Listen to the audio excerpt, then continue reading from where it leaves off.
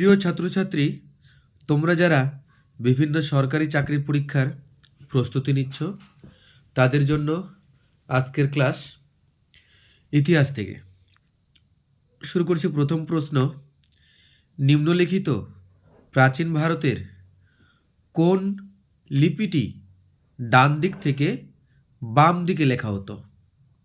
উত্তর কি হবে? খরষ্টি লিপি।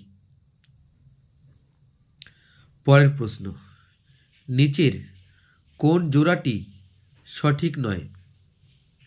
এখানে কোন জোড়াটি সঠিক নয়? বাণভট্ট, বুদ্ধচরিত।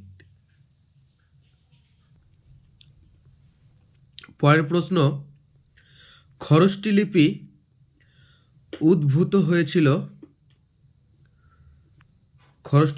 হয়েছিল আরামিক।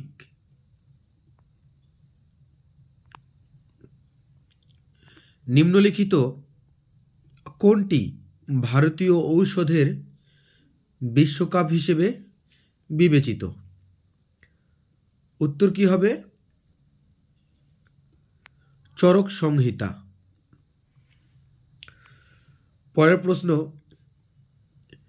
ব্যাক্ট্রিয় গ্রিকদের সম্পর্কে জানার একমাত্র উপাদান হলো ড্যাশ। উত্তর কি হবে? মুদ্রা। প্রিয় ছাত্রছাত্রী, এমনই পরবর্তী ভিডিও পাওয়ার জন্য আমার এই চ্যানেলটি সাবস্ক্রাইব করে বেল আইকনটি প্রেস করে রাখুন।